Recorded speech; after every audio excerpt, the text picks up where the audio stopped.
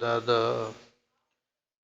ਬੰਦੋਂ ਕਰ ਅਨੁਰਾਗ ਸੂਰਾ ਸੋ ਪਹਿਚਾਨੀਐ ਜੋ ਲਰੈ ਦੀਨ ਕੇ ਹੇਤ ਪੁਰਜਾ ਕਟ ਮਰੈ ਕਬਹੂ ਨਾ ਛਾਡੈ ਖੇਤ। ਵਾਹਿਗੁਰੂ। ਏਕ ਓੰਕਾਰ ਸਤਿਗੁਰੂ ਇਹ ਪ੍ਰਸਾਦ ਸਚ ਹੋਇ। ਵਾਹਿਗੁਰੂ ਜੀ ਕੀ ਫਤਿਹ। ਵਿਘਨ ਵਿਨਾਸ਼ਨ ਸੋਇ। ਸ੍ਰੀ ਵਾਹਿਗੁਰੂ ਜੀ ਕੀ ਫਤਿਹ। ਵਿਘਨ ਵਿਨਾਸ਼ਨ ਸੋਇ।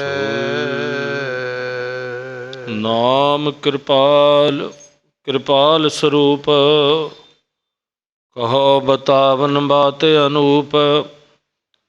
ਸੁਨ ਮਹੰਤ ਦ੍ਰਿਗ ਤੈ ਜਲ ਢੇਰੇ ਕਹੋ ਬਾਕ ਸੁਣੀਐ ਪ੍ਰਭ ਮੇਰੇ।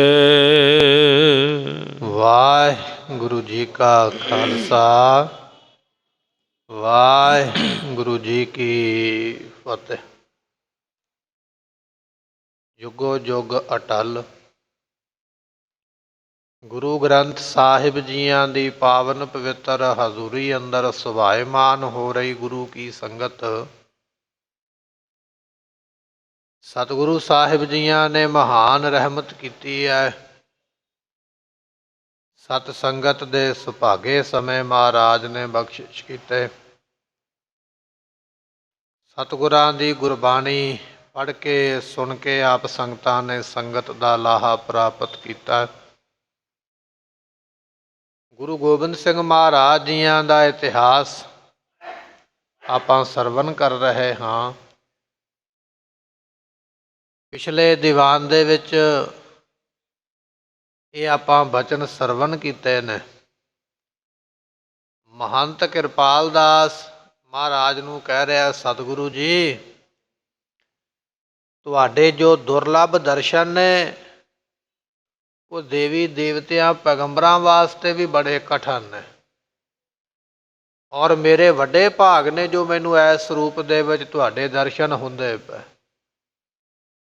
ਜਦੋਂ ਐਸੇ ਬਚਨ ਕੀਤੇ ਤੇ ਮਹਾਰਾਜ ਕਹਿਣ ਲੱਗੇ, ਮਹੰਤ ਕਿਰਪਾਲ ਦਾਸ ਜੀ ਇਹ ਦੱਸੋ ਇਹ ਜੰਗ ਦਾ ਨਿਰਣਾਇਕ ਫੈਸਲਾ ਕੀ ਹੋਵੇਗਾ? ਇਹ ਜੰਗ ਕਿੱਧਰ ਨੂੰ ਚੱਲੇਗਾ? ਇਹਦੇ ਵਿੱਚ ਕੌਣ ਜਿੱਤੇਗਾ, ਕੌਣ ਰਣ ਛੱਡ ਕੇ ਦੌੜੇਗਾ? ਕਿਸ ਨੂੰ ਜਿੱਤ ਮਿਲੇਗੀ, ਕਿਸ ਨੂੰ ਹਾਰ ਮਿਲੇਗੀ? ਆਪ ਜੀ ਦੱਸੋ ਤੁਹਾਡਾ ਕੀ ਵਿਚਾਰ ਹੈ? ਸਤਿਗੁਰਾਂ ਦੇ ਬਚਨ ਸੁਣ ਕੇ ਮਹੰਤ ਕਿਰਪਾਲ ਦਾਸ ਜੋ ਹੈ ਉਹ ਬੇਨਤੀ ਕਰਨ ਲੱਗਾ। ਕਿਵੇਂ ਬੇਨਤੀਆਂ ਕਰਦਾ ਹੈ ਉਹ ਇਤਿਹਾਸ ਬਚਨ ਆਪਾਂ ਅੱਜ ਸਰਵਣ ਕਰਾਂਗੇ। ਸੋ ਆਓ ਮਨ ਦੀਆਂ ਬਿਰਤੀਆਂ ਟਿਕਾਈਏ, ਭਾਵਨਾ ਦੇ ਨਾਲ ਸਤਿਗੁਰਾਂ ਦੇ ਅੰਮ੍ਰਿਤ ਬਚਨ ਸਰਵਣ ਕਰੀਏ। ਮਿਲ ਕੇ ਆਖੀਏ ਸਤਿਨਾਮ ਸ੍ਰੀ ਵਾਹਿਗੁਰੂ ਸਾਹਿਬ ਜੀ। ਸੁਨ ਮਹੰਤ ਦ੍ਰਿਗ ਤੇ ਜਲ ਢੇਰੇ ਸੁਨ ਮਹੰਤ ਦ੍ਰਿਗ ਤੇ ਜਲ ਢੇਰੇ। ਇਹ ਜੋ ਮਹੰਤ ਹੈ ਨਾ ਕਿਰਪਾਲ ਦਾਸ, ਸੁਣ ਕੇ ਬਚਨ ਮਹਾਰਾਜ ਜੀਆਂ ਦੇ, ਗੁਰਮੁਖੋ ਇਹਦੇ ਨੇਤਰਾਂ ਤੋਂ ਜਲ ਉਸ ਵੇਲੇ ਡਿੱਗਿਆ। ਨੇਤਰਾਂ ਦੇ ਵਿੱਚ ਪਾਣੀ ਭਰ ਗਿਆ, ਨੇਤਰ ਭਰ ਗਏ।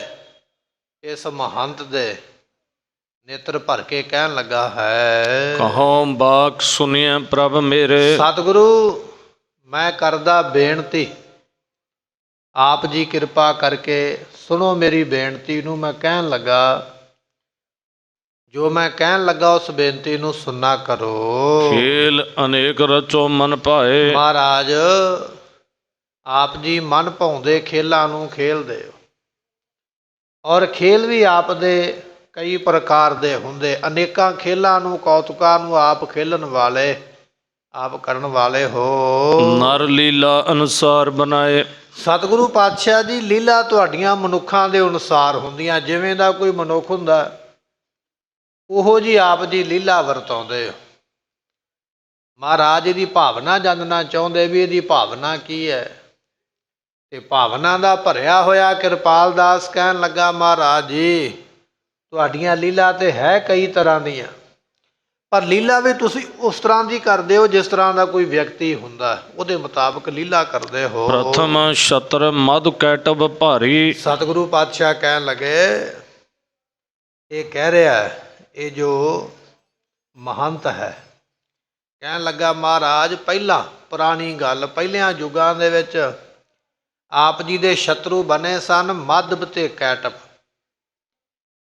ਵਿਦਵਾਨਾਂ ਨੇ ਲਿਖਿਆ ਇਹ ਦੋ ਵੱਡੇ ਦੈਂਤ ਹੋਏ ਨੇ ਪਹਿਲੇ ਸਮੇਂ ਦੇ ਵਿੱਚ। ਮੱਧ ਕੈਟਭ ਇਹਨਾਂ ਦਾ ਨਾਮ ਸੀ। ਤੇ ਕਿਰਪਾਲ ਦਾਸ ਕਹਿ ਰਿਹਾ ਮਹਾਰਾਜ ਪਹਿਲਿਆਂ ਯੁੱਗਾਂ ਵਿੱਚ ਇਹ ਆਪ ਜੀ ਦੇ ਦੁਸ਼ਮਣ ਹੋਏ ਹਨ। ਵਿਦ ਸਹਾਇ ਹਿਤ ਸੋਲੇ ਮਾਰੀ। ਤੇ ਉਸ ਵੇਲੇ ਬ੍ਰਹਮਾ ਦੀ ਸਹਾਇਤਾ ਕਰਨ ਵਾਸਤੇ ਆਪ ਜੀਆਂ ਨੇ ਇਹਨਾਂ ਨੂੰ ਮਾਰਿਆ। ਇਤਿਹਾਸ ਦੇ ਵਿੱਚ ਬਚਨ ਆਉਂਦਾ ਹੈ ਕਿ ਇਹ ਏਡੇ ਵੱਡੇ ਦੈਂਤ ਸਨ, ਬ੍ਰਹਮਾ ਨੂੰ ਖਾ ਜਾਣ ਵਾਸਤੇ ਬ੍ਰਹਮਾ ਕੋਲ ਆਏ। ਦਸਵੇਂ ਪਾਤਸ਼ਾਹ ਮਹਾਰਾਜ ਦੀਆਂ ਨੇ ਇੱਕ ਕਥਾ ਲਿਖੀ ਹੈ। ਕਹਿਣ ਲੱਗੇ ਇੱਕ ਵਾਰੀ ਭਗਵਾਨ ਜੀਆਂ ਦੇ ਕੰਨ ਦੇ ਵਿੱਚ ਖੁਰਕ ਹੋਈ, ਖਾਰਿਸ਼ ਹੋਈ। ਜਦੋਂ ਕੰਨ ਵਿੱਚ ਖੁਰਕਿਆ ਤੇ ਕੰਨ ਵਿੱਚੋਂ ਮੈਲ ਨਿਕਲੀ ਤੇ ਮੈਲ ਨੂੰ ਜਦੋਂ ਸੁੱਟਿਆ ਪਰੇ ਤੇ ਉਹਦੇ ਵਿੱਚੋਂ ਦੋ ਦੈਂਤ ਪੈਦਾ ਹੋਏ। ਨਾਮ ਜਾਣਿਆ ਜਾਂਦਾ ਮੱਧ ਤੇ ਕੈਟਭ। ਇਹਨਾਂ ਦੇ ਸਰੀਰ ਇੰਨੇ ਵੱਡੇ ਸਨ ਵੀ ਕਹਿੰਦੇ ਸਮੁੰਦਰ ਦਾ ਪਾਣੀ ਗੋਡੇ ਤੱਕ ਆਉਂਦਾ, ਇੰਨਾ ਵੱਡਾ ਸਰੀਰ। ਤੇ ਐਡਾ ਵੱਡਾ ਸਰੀਰ ਲੈ ਕੇ ਬ੍ਰਹਮਾ ਨੂੰ ਸਾਹਮਣੇ ਵੇਖਿਆ ਤੇ ਬ੍ਰਹਮਾ ਨੂੰ ਖਾਣ ਵਾਸਤੇ ਵਧੇ ਵੀ ਅਸੀਂ ਤੇ ਖਾ ਹੀ ਜਾਣਾ, ਸਾਡਾ ਤੇ ਭੋਜਨ ਹੈ। ਉਸ ਵੇਲੇ ਬ੍ਰਹਮਾ ਨੇ ਭਗਵਾਨ ਨੂੰ ਆਰਾਧਿਆ, ਐਡੇ ਵੱਡੇ ਦੈਂਤਾਂ ਤੋਂ ਮੇਰਾ ਛੁਟਕਾਰਾ ਕਰਵਾਓ। ਕਹਿਣ ਲੱਗੇ ਭਗਵਾਨ ਵਿਸ਼ਨੂੰ ਜੀ ਉਸ ਵੇਲੇ ਫਿਰ ਆਏ। ਉਹਨਾਂ ਨੇ ਬੜਾ ਭਾਰੀ ਜੰਗ ਕੀਤਾ ਇਹਨਾਂ ਦੈਂਤਾਂ ਦੇ ਨਾਲ। ਕਈ ਮਹੀਨੇ ਉਹ ਜੰਗ ਚੱਲਦਾ ਰਿਹਾ। ਸਮੁੰਦਰ ਦੇ ਪਾਣੀ ਦੇ ਵਿੱਚ ਇੱਧਰ ਉੱਧਰ ਨੂੰ ਤੁਰੇ ਫਿਰਦੇ, ਦੌੜੇ ਫਿਰਦੇ। ਜੰਗ ਦਾ ਕੋਈ ਅੰਤ ਨਹੀਂ ਹੈ। ਸਮੁੰਦਰ ਦਾ ਪਾਣੀ ਗੋਡੇ ਗੋਡੇ ਹੈ। ਕਈ ਮਹੀਨੇ ਲੜਦਿਆਂ ਨੂੰ ਹੋ ਗਏ ਤੇ ਇਹਨਾਂ ਦੈਂਤ ਖੁਸ਼ ਹੋ ਗਏ। ਏਡੇ ਵੱਡੇ ਆਕਾਰ ਦੇ ਬਲ ਵਾਲੇ ਦੈਂਤ ਖੁਸ਼ ਹੋ ਗਏ ਵੀ ਕੋਈ ਇਹੋ ਜਿਹਾ ਸਾਡਾ ਸ਼ਤਰੂ ਹੈ ਜਿਹਨੇ ਸਾਡਾ ਮੁਕਾਬਲਾ ਕੀਤਾ। ਤੇ ਖੁਸ਼ ਹੋ ਕੇ ਕਹਿਣ ਲੱਗੇ ਅਸੀਂ ਤੇਰੇ ਤੇ ਖੁਸ਼ ਹਾਂ, ਅਸੀਂ ਤੇ ਸਮਝਿਆ ਵੀ ਅਸੀਂ ਤਾਕਤ ਵਾਲੇ ਹਾਂ, ਤੂੰ ਵੀ ਸਾਡੇ ਵਾਂਗੂ ਹੀ ਤਾਕਤ ਵਾਲਾ ਜਿਹਨੇ ਸਾਡਾ ਮੁਕਾਬਲਾ ਕੀਤਾ। ਤੇਰੇ ਤੇ ਖੁਸ਼ ਹੋਏ ਆ, ਮੰਗ ਤੈਨੂੰ ਕੀ ਚਾਹੀਦਾ, ਜੋ ਮੰਗੇਗਾ ਅਸੀਂ ਦੇ ਦਿਆਂਗੇ। ਗੁਰਮੁਖੋ ਹੈ ਨੇ ਦੈਂਤ, ਪਰ ਖੁਸ਼ ਹੋ ਗਏ ਵੀ ਸਾਡੇ ਮੁਕਾਬਲੇ ਕਿਸੇ ਨੇ ਜੰਗ ਕੀਤਾ, ਮੰਗ ਕੀ ਚਾਹੀਦਾ। ਤੇ ਭਗਵਾਨ ਜੀ ਨੇ ਮੰਗਿਆ। ਕਹਿਣ ਲੱਗੇ ਜੇ ਦੇਣਾ ਚਾਹੁੰਦੇ ਹੋ ਤੇ ਦੋਨੇ ਜਾਣੇ ਆਪਣੇ ਸਿਰ ਉਤਾਰ ਕੇ ਸਾਨੂੰ ਦੇ ਦਿਓ। ਹੁਣ ਬਚਨ ਕਹਿ ਬੈਠੇ ਵੀ ਜੋ ਮੰਗੇਗਾ ਉਹ ਦੇਵਾਂਗੇ। ਇਸ ਤਰ੍ਹਾਂ ਇਹਨਾਂ ਨੇ ਆਪਣੇ ਸਿਰ ਭੇਟ ਕੀਤੇ ਸਨ। ਇਸ ਤਰ੍ਹਾਂ ਉਹਨਾਂ ਦਾ ਅੰਤ ਹੋਇਆ ਸੀ। ਇਹ ਪਿਛਲੇ ਯੁੱਗ ਦੀ ਕੋਈ ਕਥਾ ਹੈ, ਸ਼ਾਸਤਰਾਂ ਵਿੱਚ ਲਿਖੀ ਹੈ, ਹਿੰਦੂ ਧਾਰਮਿਕ ਗ੍ਰੰਥਾਂ ਵਿੱਚ ਲਿਖੀ ਹੈ। ਇੱਥੇ ਭਾਈ ਸੰਤੋਖ ਸਿੰਘ ਨੇ ਕੇਵਲ ਟੂਕ ਮਾਤਰ ਦੋ ਸ਼ਬਦ ਹੀ ਵਰਤੇ, ਦੋ ਪੰਕਤੀਆਂ ਵਰਤੀਆਂ। ਜੇ ਆਪਾਂ ਇਹ ਸਾਖੀ ਨੂੰ ਸਰਵਣ ਨਾ ਕਰਦੇ ਤੇ ਪੂਰੀ ਤਰ੍ਹਾਂ ਪਤਾ ਨਹੀਂ ਸੀ ਲੱਗਣਾ। ਇਸ ਕਰਕੇ ਸੰਗਤਾਂ ਦੀ ਜਾਣਕਾਰੀ ਵਾਸਤੇ ਇਹ ਸਾਖੀ ਆਪਾਂ ਇੱਥੇ ਸਰਵਣ ਕੀਤੀ ਹੈ। ਕਹਿਣ ਲੱਗੇ ਮਹਾਰਾਜ ਪਹਿਲਿਆਂ ਯੁੱਗਾਂ ਵਿੱਚ ਤੁਹਾਡੇ ਵੈਰੀ ਬਣੇ ਸਨ ਮੱਧ ਤੇ ਕੈਟਭ। ਜਦੋਂ ਦੁਨੀਆ ਨਹੀਂ ਬਣੀ, ਉਦੋਂ ਦੁਨੀਆ ਨਹੀਂ ਬਣੀ ਹੈ, ਇਹਨਾਂ ਤੋਂ ਬਾਅਦ ਵਿੱਚ ਦੁਨੀਆ ਬਣੀ ਹੈ। ਮਹਾਰਾਜ ਉਹ ਤੁਹਾਡੇ ਦੁਸ਼ਮਣ ਬਣੇ, ਤੁਸੀਂ ਬ੍ਰਹਮਾ ਦੀ ਰੱਖਿਆ ਵਾਸਤੇ ਉਹਨਾਂ ਦੈਂਤਾਂ ਨੂੰ ਮਾਰਿਆ ਹੈ। ਹੁਣ ਸਤਯੁਗ ਮੈਂ ਦਿੱਤੀ ਸੁਨੰਦ। ਤੇ ਮਹਾਰਾਜ ਫਿਰ ਆ ਗਿਆ ਸਤਯੁਗ ਦਾ ਸਮਾਂ। ਦਿੱਤੀ ਤੇ ਅਦਿੱਤੀ, ਇਸੇ ਤਰ੍ਹਾਂ ਇਹ ਲੜਕੀਆਂ ਸਨ ਰਿਖੀ ਦੀਆਂ। ਤੇ ਕਹਿਣ ਲੱਗੇ ਜਿਹੜੀ ਅਦਿੱਤੀ ਹੈ ਉਹਦੇ ਵਿੱਚੋਂ ਦੇਵਤੇ ਪੈਦਾ ਹੋਏ ਤੇ ਦਿੱਤੀ ਵਿੱਚੋਂ ਦੈਂਤ ਪੈਦਾ ਹੋਏ। ਤੇ ਦੈਂਤਾਂ ਦੇ ਵਿੱਚੋਂ ਹੋਇਆ ਫਿਰ ਹਰਨਾਕਸ਼ ਨਾਮ ਦਾ ਰਾਜਾ।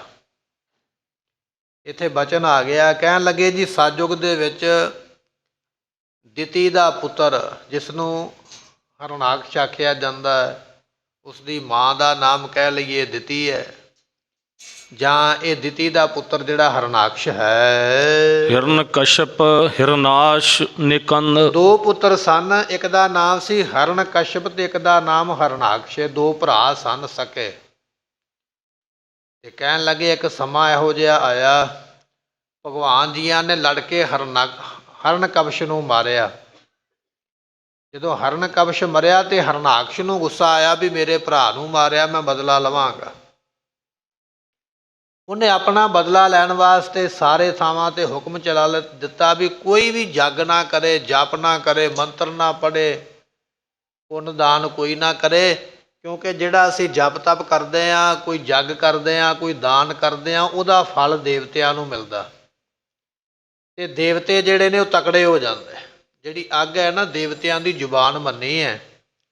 ਜਿਵੇਂ ਆਪਾਂ ਕੋਈ ਵਸਤੂ ਜ਼ੁਬਾਨ 'ਤੇ ਰੱਖ ਕੇ ਖਾਂਦੇ ਹਾਂ, ਜਿਹੜੀ ਅਗਨੀ ਨੂੰ ਭੇਟ ਕੀਤੀ ਜਾਏ, ਕਹਿਣ ਲੱਗੇ ਦੇਵਤਿਆਂ ਕੋਲ ਪਹੁੰਚਦੀ ਹੈ। ਸੋ ਇਹਨੇ ਬੰਦ ਕਰਾ ਦਿੱਤੇ ਜੱਗ। ਜੱਗ ਨਾ ਕੋਈ ਕਰੋ, ਜਪ ਨਾ ਕੋਈ ਕਰੋ, ਮੰਤਰ ਨਾ ਕੋਈ ਪੜ੍ਹੋ, ਤਾਂ ਕਿ ਦੇਵਤੇ ਕਮਜ਼ੋਰ ਹੋ ਜਾਣ ਤੇ ਮੈਂ ਉਹਨਾਂ ਨੂੰ ਮਾਰ ਸਕਾਂ। ਆਪਾਂ ਇਹ ਬਚਨ ਪੜ੍ਹਦੇ ਤੇ ਸੁਣਦੇ ਆ ਨਾ ਵੀ ਹਰਨਾਕਸ਼ ਨੇ ਆਖਿਆ ਵੀ ਮੇਰੇ ਰਾਜ ਵਿੱਚ ਸਿਰਫ ਮੇਰਾ ਨਾਮ ਜਪੋ, ਮੇਰੇ ਬਿਨਾਂ ਕਿਸੇ ਦਾ ਨਾਮ ਹੀ ਨਾ ਜਪੋ। ਉਹਦਾ ਕਾਰਨ ਇਹ ਸੀ ਵੀ ਹਰਨਾਕਸ਼ ਦੇ ਭਰਾ ਨੂੰ ਮਾਰਿਆ ਸੀ ਦੇਵਤਿਆਂ ਨੇ, ਤੇ ਉਹਨੇ ਬਦਲਾ ਲੈਣ ਵਾਸਤੇ ਆਖਿਆ ਸੀ ਵੀ ਮੈਂ ਦੇਵਤਿਆਂ ਦੇ ਜਪ ਤਪ ਮੰਤਰ ਬੰਦ ਕਰਵਾਉਣੇ, ਆਪਣਾ ਹੀ ਨਾਮ ਜਪਾਵਾਂਗਾ। ਤੇ ਫਿਰ ਕਹਿਣ ਲੱਗੇ ਵੀ ਭਗਵਾਨ ਜੀਆਂ ਨੇ ਉਸ ਵੇਲੇ ਨਰ ਸਿੰਘ ਦਾ ਅਵਤਾਰ ਧਾਰਿਆ। ਉਹਦਾ ਅੱਧਾ ਸਰੀਰ ਮਨੁੱਖ ਦਾ, ਅੱਧਾ ਸਰੀਰ ਸ਼ੇਰ ਦਾ ਹੈ। ਗਰਦਨ ਸ਼ੇਰ ਦੀ ਲੱਗੀ ਹੈ, ਧੜ ਮਨੁੱਖ ਦਾ ਲੱਗਾ। ਇਸ ਤਰ੍ਹਾਂ ਦਾ ਅਵਤਾਰ ਲੈ ਕੇ ਫਿਰ ਹਰਨਾਕਸ਼ ਨੂੰ ਮਾਰਿਆ, ਨਰ ਸਿੰਘ ਦਾ ਅਵਤਾਰ ਲੈ ਕੇ। ਇਹ ਕਹਿ ਰਿਹਾ ਹੈ ਜਿਹੜਾ ਕਿਰਪਾਲ ਦਾਸ ਹੈ ਨਾ ਮਹੰਤ, ਇਹ ਕਹਿ ਰਿਹਾ ਮਹਾਰਾਜ ਸਤਿਯੁਗ ਦੇ ਵਿੱਚ ਵੀ ਤੁਸੀਂ ਜੰਗ ਕੀਤਾ ਹੈ, ਹਰਨਾਕਸ਼ ਤੇ ਹਰਨਕਵਸ਼ ਨੂੰ ਮਾਰਿਆ ਹੈ। ਤ੍ਰੇਤੇ ਮੈਂ ਰਾਵਣ ਬਲਵਾਨ। ਮਹਾਰਾਜ ਫਿਰ ਅੱਗੇ ਆ ਗਿਆ ਤ੍ਰੇਤਾ ਯੁੱਗ। ਤ੍ਰੇਤੇ ਯੁੱਗ ਦੇ ਵਿੱਚ ਰਾਵਣ ਨਾਮ ਦਾ ਇੱਕ ਦੈਂਤ ਹੋਇਆ, ਬੜਾ ਬਲ ਵਾਲਾ ਸੀ। ਕਹਿਣ ਲੱਗੇ ਦੈਂਤ ਇਹ ਰਾਵਣ, ਜਿਹਨੇ ਬੜੇ ਬੜੇ ਦੇਵਤੇ ਆਪਣੇ ਗੁਲਾਮ ਬਣਾ ਛੱਡੇ ਸਨ, ਨੌਕਰ ਬਣਾ ਛੱਡੇ ਸਨ। ਜਿਵੇਂ ਸਾਡੇ ਘਰ ਦੇ ਵਿੱਚ ਆਉਂਦਾ ਨਾ ਕੰਮ ਵਾਲਾ ਆਉਂਦਾ, ਬਾਈ ਆਉਂਦੀ ਹੈ, ਕੰਮ ਵਾਲਾ ਆਉਂਦਾ, ਨੌਕਰ ਆਉਂਦਾ। ਰਾਵਣ ਇੰਨੀ ਤਕੜੀ ਤਾਕਤ ਵਾਲਾ, ਦੇਵਤਿਆਂ ਨੂੰ ਨੌਕਰ ਰੱਖ ਲਿਆ ਉਹਨੇ। ਘਰ ਦੇ ਵਿੱਚ ਭਾਂਡੇ ਮਾਂਜੋ ਮੇਰੇ ਆ ਕੇ, ਰੋਟੀ ਪ੍ਰਸ਼ਾਦਾ ਬਣਾਓ, ਗੁਲਾਮ ਬਣਨਾ ਪਿਆ। ਪਰ ਕਹਿਣ ਲੱਗੇ ਜੀ ਇੰਨੇ ਬਲ ਵਾਲੇ ਰਾਵਣ ਨੂੰ ਵੀ ਆਪ ਜੀਆਂ ਨੇ ਰਾਮ ਰੂਪ ਹੋ ਕੇ ਮਾਰਿਆ ਹੈ। ਤੀਨ ਲੋਕ ਮੈਂ ਤਪਿਓ ਮਹਾਨ। ਤਿੰਨਾਂ ਲੋਕਾਂ ਵਿੱਚ ਇਹਦਾ ਬਹੁਤ ਵੱਡਾ ਤਾਪ ਸੀਗਾ। ਇੰਨਾ ਤਾਪ ਸੀ ਵੀ ਧਰਤੀ ਤੇ ਬੈਠਾ ਹੋਇਆ ਸਵਰਗਾਂ ਤੱਕ ਇਹ ਪਹੁੰਚ ਰੱਖਦਾ। ਐਡਾ ਵੱਡਾ ਦੈਂਤ ਰਾਵਣ ਕੋਈ ਨਿੱਕੀ ਗੱਲ ਨਹੀਂ ਹੈ। ਰਾਵਣ ਦਾ ਸਾਹਮਣਾ ਕੋਈ ਕਰ ਪਾਏ, ਨਹੀਂ ਕੋਈ ਕਰ ਸਕਦਾ।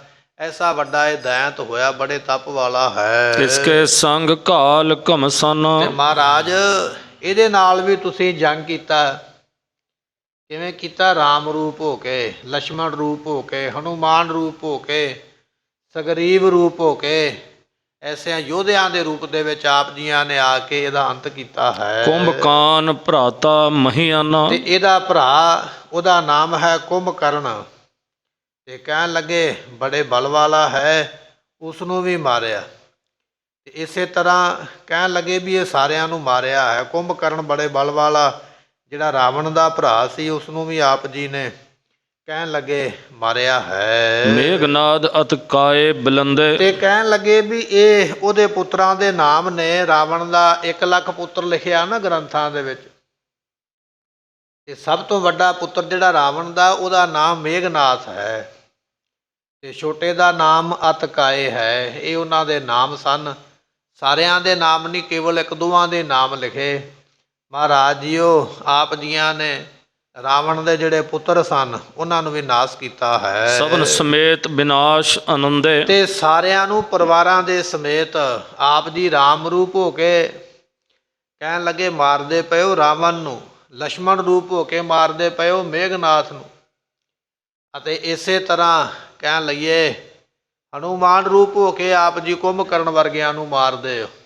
ਐਸੇ ਕੌਤਕ ਆਪ ਜੀ ਤ੍ਰੇਤੇ ਵਿੱਚ ਕਰਦੇ ਹੋ। ਮਹਾਰਾਜ ਇਹ ਜੰਗ ਤੇ ਆਪ ਜੀ ਸ਼ੁਰੂ ਤੋਂ ਹੀ ਕਰਦੇ ਆਏ। ਕਦੇ ਮੱਧ ਕੈਟਬ ਨੂੰ ਮਾਰਿਆ, ਕਦੇ ਹਰਨਾਖੀ ਤੇ ਹਰਨਕਪਸ਼ ਨੂੰ ਮਾਰਿਆ, ਕਦੇ ਰਾਵਣ ਤੇ ਕੁੰਭਕਰਨ ਨੂੰ ਮਾਰਿਆ। ਇਹ ਆਪ ਜੀ ਨੇ ਜੰਗ ਪਹਿਲਾਂ ਕੀਤੇ ਹੋਏ ਹਨ। ਭਾਰਤ ਦੁਆਪਰ ਮਹਿ ਵੱਡ ਘਲ। ਇਸੇ ਤਰ੍ਹਾਂ ਮਹਾਰਾਜ ਸਾਹਿਬ ਜੀਓ ਇਸ ਦੁਆਪਰ ਯੁੱਗ ਦੇ ਵਿੱਚ ਮਹਾਭਾਰਤ ਨਾਮ ਦਾ ਬੜਾ ਵੱਡਾ ਇੱਕ ਜੰਗ ਹੋਇਆ। ਆਪਣੇ ਨੇੜੇ ਹੀ ਕੁਰੂਕਸ਼ੇਤਰ ਨਾਮ ਦਾ ਇੱਕ ਸ਼ਹਿਰ ਹੈ। ਕਹਿਣ ਲੱਗੇ ਇੱਥੇ ਮਹਾਭਾਰਤ ਦਾ ਜੰਗ ਹੋਇਆ ਕੁਰੂਕਸ਼ੇਤਰ ਦੀ ਧਰਤੀ 'ਤੇ। ਇਹ ਮਹੰਤ ਕਿਰਪਾਲ ਦਾਸ ਕਹਿ ਰਿਹਾ। ਕਹਿਣ ਲੱਗੇ ਜੀ ਦੁਆਪਰ ਯੁੱਗ ਦੇ ਵਿੱਚ ਆਪ ਜੀਆਂ ਨੇ ਬਹੁਤ ਵੱਡੇ ਮਹਾਭਾਰਤ ਵਰਗੇ ਜੰਗ ਕੀਤੇ ਹਨ। ਜਰਾਸੰਧ ਤੇ ਆਦ ਨਿਰਪਲ। ਜਰਾਸੰਧ ਵਰਗੇ ਬੜੇ ਬੜੇ ਤਾਕਤ ਵਾਲੇ ਸਨ। ਇਸੇ ਤਰ੍ਹਾਂ ਬੜੀ ਬੜੀ ਤਾਕਤ ਰੱਖਣ ਵਾਲੇ ਦੁਰਯੋਧਨ ਵਰਗੇ ਸਨ। ਬੜੀ ਬੜੀ ਤਾਕਤ ਰੱਖਣ ਵਾਲੇ ਹੋਰ ਮਾਮੇ ਸ਼ਕੁਨੀ ਵਰਗੇ ਸਨ। ਆਪ ਜੀਆਂ ਨੇ ਜੰਗ ਕਰਕੇ ਉਹਨਾਂ ਨੂੰ ਵੀ ਖੁਪਾਇਆ। ਸ਼ਕੁਨੀ ਨੂੰ ਮਾਰਿਆ, ਦੁਰਯੋਧਨ ਨੂੰ ਮਾਰਿਆ, ਹੋਰ ਵੀ ਕਈ ਜਿਹੜੇ ਸਨ ਉਹਨਾਂ ਨੂੰ ਆਪ ਜੀ ਨੇ ਖਤਮ ਕੀਤਾ। ਜਰਾਸੰਧ ਨਾਮ ਦਾ ਇੱਕ ਰਾਜਾ ਹੋਇਆ। ਜਰਾ ਨਾਮ ਦੀ ਰਾਖਸ਼ਣੀ ਤੋਂ ਕਹਿਣ ਲੱਗੇ ਵੀ ਇਹ ਪੈਦਾ ਹੋਇਆ ਸੀ। ਬੜੀ ਲੰਮੀ ਸਾਖੀ ਜਿਹੜੀ ਹੈ ਵਿਦਵਾਨਾਂ ਨੇ ਕਥਨ ਕੀਤੀ ਹੈ ਕਿ ਇੱਕ ਰਾਜੇ ਦੇ ਘਰ ਵਿੱਚ ਔਲਾਦ ਨਹੀਂ ਸੀ ਹੁੰਦੀ ਅਤੇ ਉਸਨੇ ਕਿਸੇ ਸਾਧੂ ਅੱਗੇ ਬੇਨਤੀ ਕੀਤੀ ਸੀ ਵੀ ਕਿਰਪਾ ਕਰੋ ਮੇਰੇ ਘਰ ਵਿੱਚ ਪੁੱਤਰ ਹੋਵੇ। ਅਤੇ ਮਹਾਤਮਾ ਨੇ ਇੱਕ ਫਲ ਦਿੱਤਾ ਵੀ ਇਹ ਫਲ ਲੈ ਕੇ ਆਪਣੀ ਰਾਣੀ ਨੂੰ ਦੇ, ਪੁੱਤਰ ਹੋਵੇਗਾ। ਜਦੋਂ ਇਹ ਰਾਜਾ ਫਲ ਲੈ ਕੇ ਘਰੇ ਆਇਆ ਅਤੇ ਮਨ ਵਿੱਚ ਸੋਚਦਾ ਰਾਣੀਆਂ ਦੋ ਨੇ, ਇੱਕ ਨੂੰ ਫਲ ਦੇਵਾਂਗਾ, ਇੱਕ ਪੁੱਤਰ ਦੀ ਮਾਂ ਬਣ ਜਾਏਗੀ, ਦੂਜੀ ਦੇ ਮਨ ਵਿੱਚ ਫਿਰ ਇਹੋ ਹੀ ਚਿੰਤਾ ਰਹੇਗੀ, ਮੈਂ ਕਿਉਂ ਨਾ ਹੋਵੇ ਦੋਨਾਂ ਨੂੰ ਫਲ ਦੇ ਦਿਆਂ। ਫਲ ਨੂੰ ਚੀਰ ਕੇ ਦੋਨਾਂ ਨੂੰ ਅੱਧਾ ਅੱਧਾ ਛਕਾ ਦਿੱਤਾ ਅਤੇ ਦੋਨਾਂ ਦੀ ਕੁੱਖ ਤੋਂ ਅੱਧੇ ਅੱਧੇ ਬੱਚੇ ਜਿਹੜੇ ਪੈਦਾ ਹੋਏ। ਉਹਨਾਂ ਬੱਚਿਆਂ ਦਾ ਭਿਆਨਕ ਸਰੂਪ ਵੇਖ ਕੇ ਉਹਨਾਂ ਨੂੰ ਜੰਗਲ ਵਿੱਚ ਸੁੱਟ ਦਿੱਤਾ ਗਿਆ, ਡਰ ਦੇ ਵਿੱਚ ਆ ਕੇ ਵੀ ਇਹ ਕਿਸ ਤਰ੍ਹਾਂ ਦੀ ਔਲਾਦ ਪੈਦਾ ਹੋਈ ਹੈ। ਜੰਗਲ ਦੇ ਵਿੱਚ ਕਹਿੰਦੇ ਵੀ ਇੱਕ ਰਾਖਸ਼ਣੀ ਰਹਿੰਦੀ ਹੈ। ਉਸ ਰਾਖਸ਼ਣੀ ਨੇ ਦੋਵੇਂ ਟੋਟੇ ਜੋੜ ਕੇ ਉਹਦੇ ਵਿੱਚ ਸ਼ਕਤੀਆਂ ਦੇ ਬਲ ਦੇ ਨਾਲ, ਮੰਤਰਾਂ ਦੇ ਬਲ ਦੇ ਨਾਲ ਉਹ ਬੱਚਾ ਜਿਹੜਾ ਸੀ ਉਸਨੇ ਜਿਉਂਦਾ ਕਰ ਲਿਆ। ਉਹਦਾ ਨਾਮ ਰੱਖਿਆ ਗਿਆ ਜਰਾਸੰਧ। ਜਿਸ ਤਰ੍ਹਾਂ ਇਹਦਾ ਜਨਮ ਹੋਇਆ, ਮੌਤ ਵੀ ਹੁਣ ਉਸੇ ਤਰ੍ਹਾਂ ਹੀ ਹੋਣੀ ਹੈ। ਬੜਾ ਤਾਕਤ ਵਾਲਾ ਹੋਇਆ। ਪਟਨਾ ਸਾਹਿਬ ਦੀ ਧਰਤੀ ਨੂੰ ਇਸਨੇ ਆਪਣੀ ਰਾਜਧਾਨੀ ਬਣਾਇਆ, ਜਿਸ ਨੂੰ ਪਾਟਲੀ ਪੁੱਤਰ ਕਿਹਾ ਜਾਂਦਾ। ਇੱਥੇ ਰਾਜਧਾਨੀ ਬਣਾ ਕੇ ਇਸਨੇ ਰਾਜ ਕੀਤਾ। ਬੜਾ ਸ਼ਕਤੀਸ਼ਾਲੀ ਹੈ। ਅਤੇ ਜਿਹੜਾ ਕੰਸ ਹੈ ਉਹ ਇਸੇ ਦਾ ਜਵਾਈ ਸੀਗਾ। ਜਦੋਂ ਕੰਸ ਨੂੰ ਭਗਵਾਨ ਰਾਮ ਕ੍ਰਿਸ਼ਨ ਜੀਆਂ ਨੇ ਮਾਰਿਆ ਅਤੇ ਕਹਿਣ ਲੱਗੇ ਫਿਰ ਇਹ ਜਰਾਸੰਧ ਬਦਲਾ ਲੈਣ ਵਾਸਤੇ ਬੜਾ ਇਸਨੇ ਜ਼ੋਰ ਵਿਖਾਇਆ। ਉਸ ਵੇਲੇ ਭਗਵਾਨ ਕ੍ਰਿਸ਼ਨ ਜੀਆਂ ਨੇ ਭੀਮ ਸੈਨ ਨੂੰ ਸਮਝਾ ਕੇ ਕੁਸ਼ਤੀ ਕਰਾ ਕੇ ਇਹਨਾਂ ਦੀ ਅਖਾੜੇ ਦੇ ਵਿੱਚ ਕੁਸ਼ਤੀ ਜਿਵੇਂ ਭਲਵਾਨ ਘੁਲਦੇ ਨੇ ਇਸ ਤਰ੍ਹਾਂ ਕੁਸ਼ਤੀ ਕਰਾਈ ਸੀ। ਜਰਾਸੰਧ ਦੀ ਲੱਤ ਦੇ ਉੱਪਰ ਲੱਤ ਰੱਖ ਕੇ ਅਤੇ ਦੂਜੀ ਲੱਤ ਨੂੰ ਖਿੱਚ ਕੇ ਅਤੇ ਦੋ ਟੋਟੇ ਦੇ ਚੀਰ ਕੇ ਕੀਤੇ ਸਨ। ਜਿਵੇਂ ਦੋ ਟੋਟਿਆਂ ਤੋਂ ਸਰੀਰ ਬਣਿਆ ਸੀ ਉਸੇ ਤਰ੍ਹਾਂ ਹੀ ਦੋ ਟੋਟਿਆਂ ਵਿੱਚ ਵੰਡਣ ਤੋਂ ਮਗਰੋਂ ਇਸ ਦੀ ਮੌਤ ਹੋਈ ਹੈ।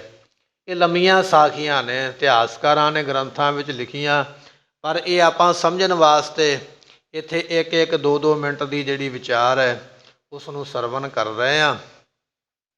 ਇਹ ਮਹੰਤ ਕਿਰਪਾਲ ਦਾਸ ਕਹਿ ਰਿਹਾ, ਕਹਿੰਦਾ ਜੀ ਆਪ ਜੀਆਂ ਨੇ ਦੁਆਪਰ ਯੁੱਗ ਦੇ ਵਿੱਚ ਕੰਸ ਨੂੰ ਮਾਰਿਆ, ਸੋ ਇਸੇ ਤਰ੍ਹਾਂ ਆਪ ਜੀਆਂ ਨੇ ਦੁਰਯੋਧਨ ਨੂੰ ਮਾਰਿਆ। ਜਰਾਸੰਧ ਵਰਗਿਆਂ ਨੂੰ ਵੀ ਆਪ ਜੀ ਨੇ ਮਾਰ ਕੇ ਨਾਸ਼ ਕੀਤਾ। ਮਹਾਰਾਜ ਪਹਿਲੇ ਯੁੱਗਾਂ ਵਿੱਚ ਵੀ ਆਪ ਜੀ ਨੇ ਐਸੇ ਜੰਗ ਵਰਤਾਏ ਹਨ। ਅਨਗਨ ਸੈਨਾ ਸਹਿਤ ਸੰਘਾਰਾ। ਅਤੇ ਬੇਅੰਤ ਸੈਨਾ ਹੈ ਜਰਾਸੰਧ ਦੀ, ਉਸ ਨੂੰ ਮਾਰਿਆ। ਬੇਅੰਤ ਫੌਜ, ਵੱਡੇ ਵੱਡੇ ਰਾਜਿਆਂ ਦੀ 18 ਕੂਣੀਆਂ ਫੌਜ ਕਹਿੰਦੇ ਕੁਰੂਕਸ਼ੇਤਰ ਦੀ ਧਰਤੀ 'ਤੇ ਨਾਸ਼ ਹੋਈ ਹੈ। ਇੰਨੀਆਂ ਵੱਡੀਆਂ ਫੌਜਾਂ ਨੂੰ ਆਪ ਜੀ ਨਾਸ਼ ਕਰਨ ਵਾਲੇ ਹੋ। ਤਰਾ ਵਿਸਾਲ ਭਾਰ ਨਿਰਵਾਰਾ। ਮਹਾਰਾਜ ਧਰਤੀ ਦੇ ਉੱਪਰ ਇਹਨਾਂ ਪਾਪੀਆਂ ਦਾ ਭਾਰ ਬੜਾ ਸੀ, ਉਹ ਆਪ ਜੀਆਂ ਨੇ ਸਾਰਾ ਖਤਮ ਕਰ ਦਿੱਤਾ, ਦੂਰ ਕਰ ਦਿੱਤਾ। ਐਸੇ ਪਾਪੀਆਂ ਨੂੰ ਮਾਰ ਕੇ ਦੁਆਪਰ ਯੁੱਗ ਦੇ ਵਿੱਚ ਐਸੇ ਭਿਆਨਕ ਜੰਗ ਕਰਵਾ ਕੇ ਇਹਨਾਂ ਦੁਸ਼ਟਾਂ ਦਾ ਨਾਸ਼ ਕੀਤਾ ਹੈ। ਕਲੀ ਕਾਲ ਮਹਿ ਅਬ ਤਨ ਧਰਿਓ। ਮਹਾਰਾਜ ਜਿੱਥੇ ਆਪ ਜੀ ਨੇ ਸਤਯੁਗ ਵਿੱਚ ਜੰਗ ਕੀਤੇ, ਦੁਆਪਰ ਵਿੱਚ, ਤ੍ਰੇਤੇ ਵਿੱਚ ਜੰਗ ਕੀਤੇ, ਇਸੇ ਤਰ੍ਹਾਂ ਪਾਤਸ਼ਾਹ ਜੀ ਆਪ ਜੀ ਹੁਣ ਕਲਯੁੱਗ ਵਿੱਚ ਆਏ ਹੋ। ਇੱਥੇ ਵੀ ਆਪ ਜੀ ਨੇ ਆ ਕੇ ਆਪਣਾ ਸਰੀਰ ਧਾਰਿਆ ਹੈ। ਚਾਹਤ ਹੋ ਖਲ ਦਲ ਬਲ ਹਰਿਓ। ਮਹਾਰਾਜ ਆਪ ਜੀ ਚਾਹੁੰਦੇ ਹੋ ਮੂਰਖਾਂ ਦੀ ਫੌਜ ਦਾ ਬਲ ਨਾਸ ਕਰਨਾ। ਗੁਰਮੁਖੋ ਇਹ ਮਹੰਤ ਕਿਰਪਾਲ ਦਾਸ ਕਹਿ ਰਿਹਾ, ਸਤਿਗੁਰੂ ਜੀ ਕਲਯੁਗ ਦੇ ਵਿੱਚ ਵੀ ਆਪ ਜੀ ਜੰਗ ਕਰਕੇ ਇਹ ਜਿਹੜੇ ਮੂਰਖ ਨੇ ਨਾ, ਪਹਾੜੀ ਰਾਜੇ ਜਾਂ ਰਾਵਣ ਵਰਗੇ, ਇਹਨਾਂ ਮੂਰਖਾਂ ਦਾ ਬਲ ਆਪ ਜੀ ਨਾਸ ਕਰਨਾ ਚਾਹੁੰਦੇ ਹੋ। ਦਿਪਤ ਪ੍ਰਚੰਡ ਮਹਿਦ ਭੁਜ ਦੰਡੇ। ਸਤਿਗੁਰੂ ਪਾਤਸ਼ਾਹ ਜੀਓ ਆਪ ਜੀ ਦੀਆਂ ਜਿਹੜੀਆਂ ਭੁਜਾਵਾਂ ਹਨ, ਬਾਹਾਂ ਹਨ, ਉਹ ਦਿਸਦੀਆਂ ਪਈਆਂ ਨੇ ਬਹੁਤ ਜ਼ਿਆਦਾ ਬਲ ਵਾਲੀਆਂ। ਇਹਨਾਂ ਲੋਕਾਂ ਨੂੰ ਪਤਾ ਨਹੀਂ ਆਪ ਜੀ ਦੀ ਮਹਿਮਾ ਦਾ, ਪਰ ਮੈਂ ਜਾਣਦਾ ਹਾਂ ਆਪ ਜੀ ਦੇ ਬਾਜੂਆਂ ਦੇ ਵਿੱਚ ਬਹੁਤ ਜ਼ਿਆਦਾ ਬਲ ਹੈ। ਆਪ ਜੀ ਜੋ ਚਾਹੋ ਉਹ ਕਰ ਸਕਦੇ ਹੋ। ਬਲ ਆਸ਼ਰੈ ਰਿਪ ਗਨ ਕਰ ਖੰਡੇ। ਸਤਿਗੁਰੂ ਪਾਤਸ਼ਾਹ ਜੀ ਆਪ ਜੀ ਤੇ ਆਪਣਾ ਜੇ ਬਲ ਬਖਸ਼ਿਸ਼ ਕਰਦੇ ਹੋ ਤੇ ਜਿਹਨੂੰ ਬਲ ਦੇ ਦਿੰਦੇ ਹੋ ਦੁਸ਼ਮਣ ਦੇ ਟੋਟੇ ਟੋਟੇ ਕਰ ਦੇਵੇ। ਮਹਾਰਾਜ ਜੀਆਂ ਦਾ ਬਚਨ ਹੈ, ਕੀੜਾ ਥਾਪ ਦੇ ਪਾਤਸ਼ਾਹੀ ਲਸਕਰ ਕਰੇ ਸੁਆਹ। ਸੁਆਹ। ਖਿਨ ਮੈਂ ਅਵਰ ਖਿਨਹ ਮੈਂ ਅਵਰਾ ਅਚਰਜ ਚਲਤ ਤੁਮਾਰੇ। ਰੂੜੋ ਗੂੜੋ ਗਹਿ ਗੰਭੀਰੋ ਊਚੋ ਅਗਮ ਆਪਾਰੇ। ਸੋ ਇਸੇ ਤਰ੍ਹਾਂ ਜਲ ਤੇ ਥਲ ਕਰ ਥਲ ਤੇ ਕੂਆ ਕੂਪ ਤੇ ਮੇਰ ਕਰਾਵੇ। ਧਰਤੀ ਤੇ ਆਕਾਸ਼ ਚੜਾਵੇ ਚੜੇ ਆਕਾਸ਼ ਗਿਰਾਵੇ। ਮਹਾਰਾਜ ਇਹ ਆਪ ਜੀ ਵਿੱਚ ਤਾਕਤ ਹੈ। ਆਪ ਜੀ ਬਖਸ਼ਿਸ਼ ਕਰ ਦੇਵੋ ਤੇ ਜਿਹੜੇ ਕੀੜਿਆਂ ਵਰਗੇ ਨਤਾਣੇ ਨੇ, ਨਮਾਣੇ ਨੇ, ਕਮਜ਼ੋਰ ਨੇ, ਮਹਾਰਾਜ ਜੀ ਉਹਨਾਂ ਨੂੰ ਬਲ ਦੇ ਦਿਓ ਨਾ, ਤੇ ਉਹ ਵੀ ਵੱਡੇ ਵੱਡੇ ਫੌਜਾਂ ਦਾ ਨਾਸ ਕਰ ਸਕਦੇ, ਟੋਟੇ ਕਰ ਸਕਦੇ। ਪਰ ਪਾਤਸ਼ਾਹ ਜੀ ਇੱਥੇ ਤੇ ਤੁਸੀਂ ਖੁਦ ਆਏ ਹੋਏ ਹੋ ਜੰਗ ਕਰਨ ਵਾਸਤੇ। ਜੋ ਤੁਹਾਡੇ ਕੋਲੋਂ ਬਲ ਲੈਂਦੇ ਨੇ ਉਹ ਵੀ ਦੁਸ਼ਮਣਾਂ ਨੂੰ ਨਾਸ ਕਰ ਦਿੰਦੇ, ਤੇ ਜਿਹੜਾ ਬਲ ਵੰਡਣ ਵਾਲਾ ਉਹ ਆਪ ਕਿਉਂ ਨਹੀਂ ਦੁਸ਼ਮਣਾਂ ਦਾ ਨਾਸ ਕਰ ਸਕਦਾ। ਮਹਾਰਾਜ ਮੈਂ ਤੁਹਾਡੀ ਮਹਿਮਾ ਨੂੰ ਜਾਣਦਾ ਹਾਂ, ਆਪ ਜੀ ਦੁਸ਼ਮਣਾਂ ਦੇ ਦਲਾਂ ਨੂੰ ਨਾਸ ਕਰਨ ਵਾਲੇ ਹੋ। ਬ੍ਰਹਮਾਦਿਕ ਜਿਸ ਤੇ ਡਰ ਪਾਏ। ਸਤਿਗੁਰੂ ਪਾਤਸ਼ਾਹ ਜੀ ਤੁਹਾਡੇ ਕੋਲੋਂ ਤੇ ਬਰਮਾ ਵੀ ਹੱਥ ਜੋੜ ਕੇ ਡਰਦਾ ਹੈ। ਤੁਹਾਡੇ ਦਰ ਤੇ ਖਲੋਤਾ ਮੰਗਤਾ ਬਣ ਕੇ ਠਾਂਡਾ ਬ੍ਰਹਮਾ ਨਿਗਮ ਵਿਚਾਰੈ ਅਲਖ ਨਾ ਲਖਿਆ ਜਾਈ। ਆਪ ਜੀ ਐਸਾ ਸੂਪ ਧਾਰਨ ਬਣਾਉਣ ਵਾਲੇ ਹੋ। ਬਰਮਾ ਵਰਗੇ ਦੇਵਤੇ ਆਪ ਜੀਆਂ ਦੇ ਸਾਹਮਣੇ ਡਰਦੇ ਨੇ, ਹੱਥ ਜੋੜ ਕੇ ਦਾਤਾਂ ਮੰਗਦੇ ਹਨ। ਐਸੇ ਬਲੀ ਬਿਲੰਦ ਤੁਮ ਘਾਏ। ਸਤਿਗੁਰੂ ਪਾਤਸ਼ਾਹ ਜੀ ਐਸੇ ਬਲੀ ਬਰਮਾ ਵਰਗੇ ਜਿੱਥੇ ਡਰਦੇ ਪਏ, ਉੱਥੇ ਆਮ ਇਨਸਾਨ ਦੀ ਕੀ ਗੱਲ ਹੈ, ਆਮ ਲੋਕਾਂ ਦੀ ਕੀ ਗੱਲ ਹੈ। ਬੜੇ ਬੜੇ ਤਾਕਤ ਵਾਲਿਆਂ ਨੂੰ ਆਪ ਜੀ ਧੂਲ ਚਟਾਉਣ ਵਾਲੇ ਹੋ, ਨਾਸ ਕਰਨ ਵਾਲੇ ਹੋ, ਐਸਾ ਆਪ ਜੀ ਬਲ ਰੱਖਦੇ ਹੋ। ਕਾਲ ਨਰ ਬਪਰੇ ਕਹਾਂ ਅਗਾਰੀ। ਸਤਿਗੁਰੂ ਪਾਤਸ਼ਾਹ ਜੀ ਇਹ ਜਿਹੜੇ ਕਲਯੁਗ ਦੇ ਲੋਕ ਨੇ ਨਾ, ਇਹ ਵਿਚਾਰੇ ਕੀ ਨੇ, ਇਹ ਕੁਝ ਵੀ ਨਹੀਂ। ਇਹ ਕਲਯੁਗ ਦੇ ਜੀਵ ਕੁਛ ਵੀ ਨਹੀਂ ਤੁਹਾਡੇ ਸਾਹਮਣੇ। ਆਪ ਜੀ ਇੱਕ ਫੂਕ ਮਾਰੋ ਤੇ ਇਹਨਾਂ ਨੂੰ ਨਾਸ ਕਰ ਸਕਦੇ, ਉਡਾ ਸਕਦੇ ਹੋ, ਐਸੀ ਆਪ ਜੀ ਵਿੱਚ ਤਾਕਤ ਹੈ। ਇਹ ਕਲਯੁਗ ਦੇ ਲੋਕ ਆਪ ਜੀ ਦੇ ਸਾਹਮਣੇ ਕੁਛ ਨਹੀਂ ਹਨ। ਕੋ ਸਮਾਨ ਹੋਇ ਸਕੈ ਤੁਮਾਰੀ। ਸਤਿਗੁਰੂ ਜੀ ਤੁਹਾਡੇ ਸਮਾਨ ਕੋਈ ਹੈ ਹੀ ਨਹੀਂ। ਸਮਾਨ ਤੋਂ ਭਾਵ ਹੁੰਦਾ ਗੁਰਮੁਖੋ ਵਰਗਾ, ਬਰਾਬਰ। ਤੁਹਾਡੇ ਵਰਗਾ ਕੋਈ ਹੈ ਹੀ ਨਹੀਂ ਨਾ ਦੁਨੀਆ ਦੇ ਵਿੱਚ, ਤੁਹਾਡੇ ਕੋਈ ਬਰਾਬਰ ਜਿਹੜਾ ਤੁਹਾਡੇ ਸਾਹਮਣੇ ਲੜ ਸਕੇ। ਸਤਿਗੁਰੂ ਦੁਨੀਆ ਤੇ ਬਣੀ ਹੈ, ਪਰ ਦੁਨੀਆ ਵਿੱਚ ਐਸਾ ਯੋਧਾ ਕੋਈ ਨਹੀਂ ਬਣਿਆ ਜੋ ਆਪ ਜੀ ਦੇ ਬਰਾਬਰ ਹੋਣਾ ਕਰੇ। ਜਛ ਸੁਰਾ ਸੁਰ ਆਦ ਪ੍ਰਚੰਡ। ਮਹਾਰਾਜ ਭਾਵੇਂ ਦੇਵਤੇ ਤੇ ਭਾਵੇਂ ਦੈਂਤ ਤੇ ਭਾਵੇਂ ਜਛ ਨੇ, ਇਹ ਸਾਰੇ ਆਪ ਜੀ ਦਾ ਬਲ ਜਾਣਦੇ ਨੇ। ਗੁਰਮੁਖੋ ਜਿਵੇਂ ਦੇਵਤੇ ਤੇ ਦੈਂਤਾਂ ਦੀ ਇੱਕ ਪ੍ਰਜਾਤੀ ਹੈ ਨਾ, ਵੱਖ ਵੱਖ ਦੈਂਤ ਵੱਖ ਨੇ, ਦੇਵਤੇ ਵੱਖ ਨੇ, ਇਸੇ ਤਰ੍ਹਾਂ ਜਛ ਵੀ ਇੱਕ ਪ੍ਰਜਾਤੀ ਹੈ। ਸੋ ਉਹਨਾਂ ਨੂੰ ਵੀ ਬੜੇ ਬਲ ਵਾਲੇ ਮੰਨਿਆ ਜਾਂਦਾ ਹੈ। ਰਵਾਲਸਰ ਦੀ ਧਰਤੀ ਦੇ ਆਪਾਂ ਦਰਸ਼ਨ ਕਰਦੇ ਨਾ, ਕਹਿਣ ਲੱਗੇ ਰਵਾਲਸਰ ਦੀ ਧਰਤੀ ਤੇ ਇਹ ਜੱਜ ਜਿਹੜੇ ਸਨ ਆ ਕੇ ਧੰਨ ਗੁਰੂ ਗੋਬਿੰਦ ਸਿੰਘ ਪਾਤਸ਼ਾਹ ਨੂੰ ਮਿਲੇ ਸਨ, ਬੇਨਤੀਆਂ ਕਰਦੇ ਸਨ, ਮਹਾਰਾਜ ਹੁਕਮ ਕਰੋ, ਜਿਵੇਂ ਆਪ ਜੀ ਕਹੋਗੇ ਉਸੇ ਤਰ੍ਹਾਂ ਹੀ ਅਸੀਂ ਆਪ ਜੀ ਦੀ ਸੇਵਾ ਕਰਾਂਗੇ। ਇਹ ਜੱਜ ਵੀ ਇੱਕ ਪ੍ਰਜਾਤੀ ਹੈ, ਦੇਵਤਿਆਂ ਦੇ ਵਾਂਗ ਬੜਾ ਬਲ ਰੱਖਦੀ ਹੈ। ਭਾਈ ਸੰਤੋਖ ਸਿੰਘ ਜੀ ਕਹਿ ਰਹੇ, ਕਹਿਣ ਲੱਗੇ ਮਹਾਰਾਜ ਜੱਜ, ਦੇਵਤੇ ਤੇ ਦੈਂਤ ਇਹ ਆਪ ਜੀ ਦੇ ਬਲ ਨੂੰ ਜਾਣਦੇ ਨੇ ਵੀ ਆਪ ਜੀ ਵਿੱਚ ਪ੍ਰਚੰਡ ਬਲ, ਬਹੁਤਾ ਬਲ ਹੈ। ਸਭ ਪਰ ਹੈ ਆਪ ਕੋ ਦੰਡ। ਮਹਾਰਾਜ ਇਹਨਾਂ ਸਾਰਿਆਂ ਦੇ ਉੱਪਰ ਤੁਹਾਡਾ ਡੰਡ ਚੱਲਦਾ, ਡੰਡਾ ਚੱਲਦਾ। ਸਾਰਿਆਂ ਨੂੰ ਆਪ ਜੀ ਡੰਡ ਦੇਣ ਵਾਲੇ ਹੋ। ਜੇ ਚਾਹੋ ਦੇਵਤਿਆਂ ਦੀ ਕਲਾਸ ਲੈ ਸਕਦੇ ਹੋ, ਚਾਹੋ ਤੇ ਦੈਂਤਾਂ ਨੂੰ ਵੀ ਆਪ ਜੀ ਉਸ ਵੇਲੇ ਬੁਲਾ ਕੇ ਸਜ਼ਾ ਦੇ ਸਕਦੇ ਹੋ। ਚਾਹੋ ਤੇ ਜੱਛਾਂ ਨੂੰ ਵੀ ਆਪ ਜੀ ਸਜ਼ਾ ਦੇਣ ਦੇ ਸਮਰੱਥ ਹੋ। ਆਪ ਜੀ ਦਾ ਜਿਹੜਾ ਦੰਡ ਕਹੀਏ ਡੰਨ ਹੈ ਨਾ, ਉਹ ਸਾਰਿਆਂ ਦੇ ਉੱਪਰ ਲਾਗੂ ਹੈ। ਭੈ ਵਿੱਚ ਪਵਨ ਵਹਿ ਸਦਵਾਓ, ਭੈ ਵਿੱਚ ਚੱਲੇ ਲੱਖ ਦਰਿਆਓ। ਨਿਰਭਉ ਨਿਰੰਕਾਰ ਸੱਚ ਨਾਮ, ਇੱਕ ਪ੍ਰਮਾਤਮਾ ਹੀ ਹੈ ਜਿਹੜਾ ਨਿਰਭਉ ਹੈ। ਉਹਦੇ ਤੋਂ ਬਿਨਾਂ ਜਿੰਨੀ ਵੀ ਸ੍ਰਿਸ਼ਟੀ ਹੈ ਸਾਰੀ ਆਪ ਜੀ ਦੇ ਡਰ ਦੇ ਵਿੱਚ ਹੈ। ਆਪ ਜੀ ਕਿਸੇ ਨੂੰ ਵੀ ਦੰਡ ਦੇ ਸਕਦੇ ਹੋ। ਵਿਜੈ ਲక్ష్ਮੀ ਸੰਗ ਤੁਮਾਰੇ। ਇਸੇ ਤਰ੍ਹਾਂ ਮਹਾਰਾਜ ਜਿੱਤ ਦੀ ਜਿਹੜੀ ਦੇਵੀ ਹੈ ਉਹ ਆਪ ਜੀ ਦੇ ਨਾਲ ਹੈ। ਜੋ ਜਿੱਤ ਰੂਪੀ ਦੇਵੀ ਹੈ ਮਹਾਰਾਜ, ਉਹ ਆਪ ਜੀ ਦੇ ਚਰਨਾਂ ਵਿੱਚ ਆ ਕੇ ਬੈਠੀ ਹੈ। ਸਦਾ ਬਸੈ ਨਹੀਂ ਜਾਹੇ ਕਿਨਾਰੇ। ਮਹਾਰਾਜ ਇਹ ਜਿੱਤ ਰੂਪੀ ਜਿਹੜੀ ਜੈ ਰੂਪੀ ਦੇਵੀ ਹੈ ਨਾ, ਸ਼ਕਤੀ ਕਰਾਮਾਤ, ਇਹ ਤੇ ਤੁਹਾਡੇ ਚਰਨਾਂ ਵਿੱਚ ਵਸਦੀ ਹੈ, ਕਦੇ ਵੀ ਛੱਡ ਕੇ ਤੁਹਾਨੂੰ ਪਾਸੇ ਨਹੀਂ ਜਾਂਦੀ। ਧੰਨ ਗੁਰੂ ਗੋਬਿੰਦ ਸਿੰਘ ਮਹਾਰਾਜ ਨੇ ਪੁੱਛਿਆ ਨਾ ਮਹੰਤ ਕਿਰਪਾਲ ਦਾਸ ਨੂੰ ਕਿ ਮਹੰਤ ਜੀ ਦੱਸੋ ਜੰਗ ਕੌਣ ਜਿੱਤੇਗਾ, ਹਾਰ ਕਿਹਦੀ ਹੋਵੇਗੀ। ਇਹ ਮਹੰਤ ਕਿਰਪਾਲ ਦਾਸ ਜੀ ਅੱਗੋਂ ਜਵਾਬ ਦਿੰਦੇ ਪਏ, ਉੱਤਰ ਦਿੰਦੇ ਪਏ। ਕਹਿਣ ਲੱਗੇ ਮਹਾਰਾਜ ਜੀ ਆਪ ਜੀ ਐਸੇ ਬਲ ਵਾਲੇ ਹੋ ਕਿ ਇਹ ਜਿੱਤਾਂ ਤੇ ਤੁਹਾਡੀ ਸ਼ਰਨ ਵਿੱਚ ਆ ਕੇ ਬੈਠੀਆਂ ਨੇ, ਜਿਹੜੀਆਂ ਕਦੇ ਵੀ ਤੁਹਾਨੂੰ ਛੱਡ ਕੇ ਨਹੀਂ ਜਾਂਦੀਆਂ ਹਨ। ਮਿਲੈ ਮਿਰਗ ਜੇ ਸਗਰੇ ਕਾਨਨ। ਤੇ ਉਸ ਵੇਲੇ ਮਿਲ ਕੇ ਇਹ ਜਿਹੜੇ ਸਾਰੇ ਨੇ, ਸੋ ਦੁਬਾਰਾ ਪੜਿਓ। ਮਿਲੈ ਮਿਰਗ ਜੇ ਸਗਰੇ ਕਾਨਨ। ਸੋ ਕਹਿਣ ਲੱਗੇ ਭਾਵੇਂ ਸਾਰੇ ਜੰਗਲ ਦੇ ਹਿਰਨ ਕਹੀਏ ਇਕੱਠੇ ਹੋ ਜਾਣ। ਜੰਗਲ ਵਿੱਚ ਹਿਰਨ ਰਹਿੰਦੇ ਨਾ, ਹਿਰਨਾਂ ਦੀਆਂ ਡਾਰਾਂ ਹੀ ਹੁੰਦੀਆਂ, ਬੜੇ ਬੜੇ ਗਿਣਤੀ ਵਿੱਚ ਨੇ। ਭਾਵੇਂ ਸਾਰੇ ਜੰਗਲ ਦੇ ਹਿਰਨ ਇਕੱਠੇ ਹੋ ਜਾਣ ਤੇ ਮਿਲ ਕੇ ਇਹ ਗੱਲ ਕਹਿ ਦੇਣਾ ਕਰਨ ਕਿ ਹਰ ਨਾਦ ਸੁਨਹਿ ਜਬ ਕਾਨਨ। ਇਹ ਕਹਿਣ ਵੀ ਰਾਜ ਸਾਡਾ ਹੋ ਗਿਆ। ਬਹੁਤੀ ਗਿਣਤੀ ਹੈ ਨਾ, ਹਿਰਨ ਇਕੱਠੇ ਹੋ ਗਏ, ਰਾਜ ਸਾਡਾ ਹੋ ਗਿਆ।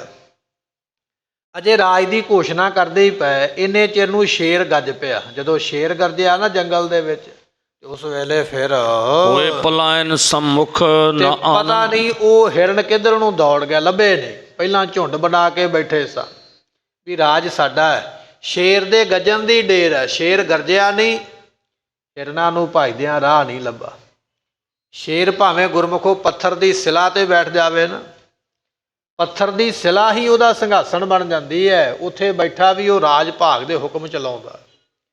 ਸ਼ੇਰ ਬੈਠਾ ਪੱਥਰ ਦੇ ਉੱਪਰ ਹੈ ਤੇ ਪੱਥਰ ਦੇ ਉੱਪਰ ਬੈਠਾ, ਪੱਥਰ ਵੀ ਉਹਦਾ ਸਿੰਘਾਸਣ ਹੀ ਹੈ, ਉਹਦਾ ਹੁਕਮ ਚੱਲਦਾ ਪਿਆ। ਐਸੀ ਉਹਦੀ ਪਹੁੰਚ ਹੈ। ਇੱਥੇ ਬਚਨ ਆ ਗਿਆ, ਦੁਨੀਆ ਦੇ ਲੋਕ ਸਿੰਘਾਸਣ ਨੂੰ ਲੱਭਦੇ ਨੇ, ਸਿੰਘਾਸਣ ਮਿਲੇ, ਰਾਜ ਮਿਲੇ, ਪਰ ਦੁਨੀਆ ਦੇ ਲੋਕ ਇਹ ਭੁੱਲ ਜਾਂਦੇ ਰਾਜ ਤੇ ਤੂੰ ਜਿੱਥੇ ਬੈਠੇਂਗਾ ਉੱਥੇ ਹੀ ਬਣ ਜਾਵੇਗਾ। ਤੇਰੀ ਬਿਰਤੀ ਸ਼ੇਰ ਵਾਲੀ ਹੋਣੀ ਚਾਹੀਦੀ ਹੈ। ਸ਼ੇਰ ਕਿਤੇ ਤਖਤ ਤੇ ਨਹੀਂ ਨਾ ਲੱਭਦਾ ਵੀ ਮੈਨੂੰ ਰਾਜਧਾਨੀ ਬਣਾ ਕੇ ਦਿਓ, ਮੇਰੀ ਕੁਰਸੀ ਡਾਹੋ ਤੇ ਉੱਪਰ ਬੈਠਾਂਗਾ ਮੈਂ ਰਾਜ ਕਰਾਂਗਾ। ਸ਼ੇਰ ਨੂੰ ਰਾਜਧਾਨੀ ਬਣਾਉਣ ਦੀ ਲੋੜ ਨਹੀਂ ਹੈ, ਕੁਰਸੀ ਡਾਉਣ ਦੀ ਲੋੜ ਨਹੀਂ ਹੈ। ਸ਼ੇਰ ਤੇ ਪੱਥਰ ਦੀ ਸਿਲਾ ਤੇ ਬੈਠਾ ਉੱਥੇ ਵੀ ਰਾਜਾ ਹੈ। ਦੁਨੀਆ ਦੇ ਲੋਕ ਰਾਜ ਲੈਣ ਵਾਸਤੇ, ਤਖਤ ਲੈਣ ਵਾਸਤੇ, ਕੁਰਸੀਆਂ ਲੈਣ ਵਾਸਤੇ ਬੜਾ ਬੜਾ ਪਾਪ ਕਰਦੇ, ਰਾਜਨੀਤੀ ਖੇਲਦੇ। ਪਿਛਲੇ ਦਿਨਾਂ ਵਿੱਚ ਬੜੀ ਭਿਆਨਕ ਘਟਨਾ ਹੋਈ ਨਾ, ਕਾਹਦੇ ਵਾਸਤੇ? ਸਭ ਕੁਝ ਕੁਰਸੀ ਵਾਸਤੇ ਜ਼ੋਰ ਅਜਮਾਇਸ਼ ਹੋ ਰਹੀ ਹੈ, ਜ਼ੋਰ ਲੱਗਦਾ ਪਿਆ। ਕੋਈ ਨਾ ਕੋਈ ਪੈਂਤੜਾ ਖੇਲਿਆ ਜਾਏ, ਸਾਨੂੰ ਤਖਤ ਮਿਲ ਜਾਏ। ਤੂੰ ਸ਼ੇਰ ਵਰਗਾ ਜੀਵਨ ਬਣਾ, ਜਿੱਥੇ ਤੂੰ ਬੈਠੇਂਗਾ ਤਖਤ ਉੱਥੇ ਆਪੇ ਹੀ ਲੱਗ ਜਾਣਗੇ, ਤਖਤ ਆਪੇ ਹੀ ਬਣ ਜਾਣਗੇ। ਤੇਰਾ ਜੀਵਨ ਸ਼ੇਰ ਵਰਗਾ ਹੋਣਾ ਚਾਹੀਦਾ, ਨਿਰਭੈਤਾ ਲੈ ਕੇ ਆ, ਤੇਰੇ ਅਸੂਲ ਹੋਣੇ ਚਾਹੀਦੇ।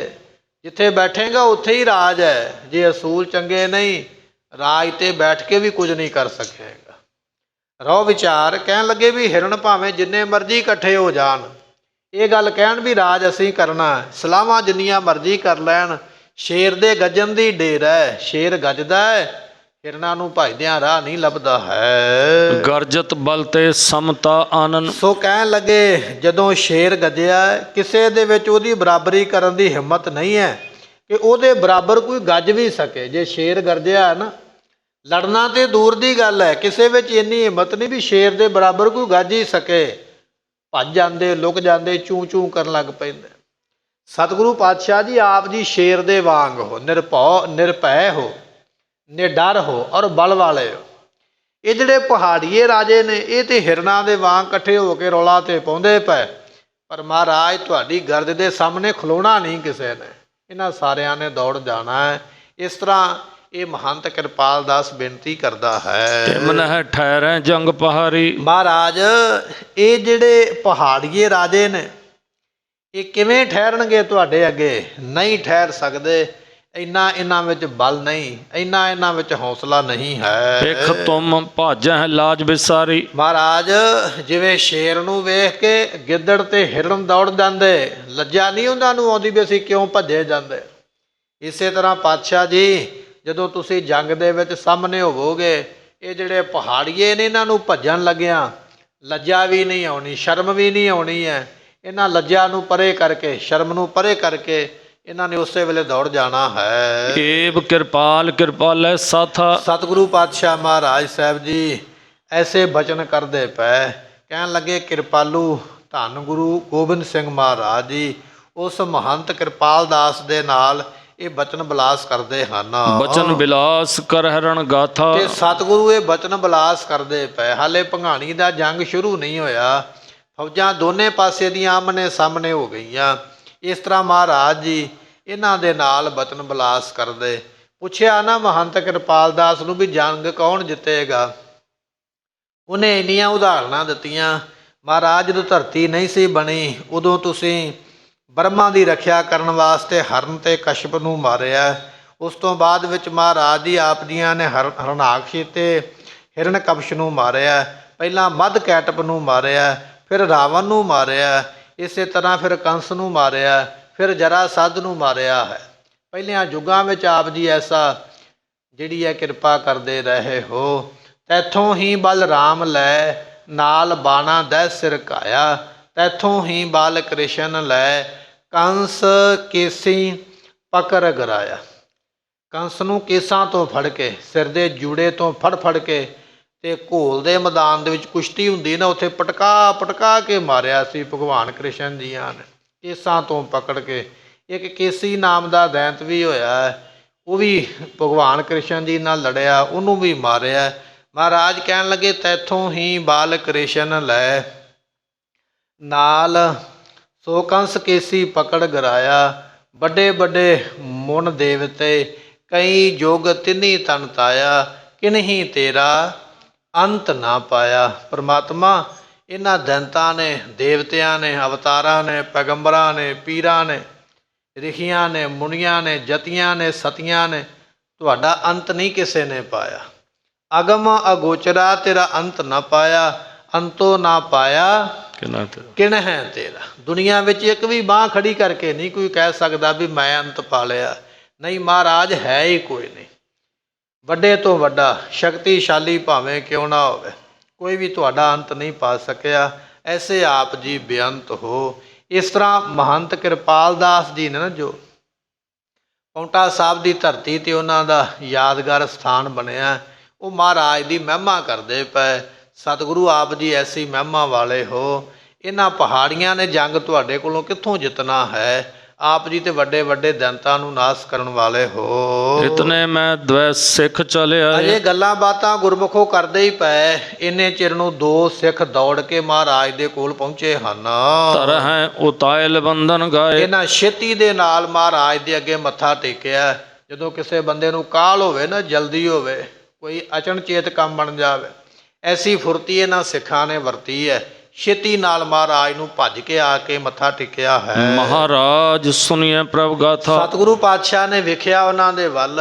ਇਹ ਦੋਨੇ ਸਿੱਖ ਹੱਥ ਜੋੜ ਕੇ ਕਹਿਣ ਲੱਗੇ, ਮਹਾਰਾਜ ਜੀ ਸਾਡੀ ਇੱਕ ਬੇਨਤੀ ਆਪ ਜੀ ਸੁਣਨਾ ਕਰੋ। ਪਠਿਓ ਤੋ ਨਰ ਅਰ ਦਲ ਸਾਥਾ। ਮਹਾਰਾਜ ਜੀ ਉਹ ਜਿਹੜਾ ਅਸੀਂ ਦੁਸ਼ਮਣ ਦੀ ਸੈਨਾ ਦੇ ਵਿੱਚ ਇੱਕ ਆਪਣਾ ਮਨੁੱਖ ਭੇਜਿਆ ਸੀ। ਗੁਰੂ ਕੇ ਸਿੱਖ ਵੀ CID ਕਰਦੇ ਨਾ ਦੁਸ਼ਮਣ ਫੌਜ ਦੀ, ਵੀ ਉੱਥੇ ਕੀ ਬਣਦਾ ਪਿਆ, ਉਹ ਦੱਸਦੇ ਪਏ। ਕਹਿੰਦੇ ਮਹਾਰਾਜ ਵੀ ਇੱਕ ਅਸੀਂ ਆਪਣਾ ਬੰਦਾ ਭੇਜਿਆ ਸੀ ਦੁਸ਼ਮਣ ਦੀ ਫੌਜ ਦਾ ਭੇਜ ਲੈਣ ਵਾਸਤੇ। ਸੋ ਤੂਰਨ ਹੀ ਚਲ ਕਰ ਆਇਓ। ਮਹਾਰਾਜ ਉਹ ਸਾਡਾ ਸੂਈਆ ਗੁਪਤਚਰ CID ਲੈਣ ਵਾਲਾ ਦੁਸ਼ਮਣ ਦੀ CID ਲੈ ਕੇ ਤੇ ਬੜੀ ਛੇਤੀ ਵਾਪਸ ਸਾਡੇ ਕੋਲ ਚੱਲ ਕੇ ਆਇਆ ਹੈ। ਫਤਿਹ ਸ਼ਾਹ ਕੋ ਕੂਚ ਕਰਾਇਓ। ਤੇ ਉਸਨੇ ਆ ਕੇ ਦੱਸਿਆ ਵੀ ਫਤਿਹ ਸ਼ਾਹ ਰਾਜਾ ਜਿੱਥੇ ਬੈਠਾ ਸੀ ਉੱਥੋਂ ਫੌਜ ਲੈ ਕੇ ਚੱਲ ਪਿਆ ਹੈ। ਬੈਠਾ ਇੰਨੇ ਨੇੜੇ ਸੀ ਵੀ ਕੁਝ ਮਿੰਟਾਂ ਦੀ ਆਪਾਂ ਕਹਿ ਸਕਦੇ ਹਾਂ ਵੀ ਵਾਟ ਹੈ, ਉਸ ਤੋਂ ਬਾਅਦ ਵਿੱਚ ਜੰਗ ਸ਼ੁਰੂ ਹੋ ਜਾਣਾ।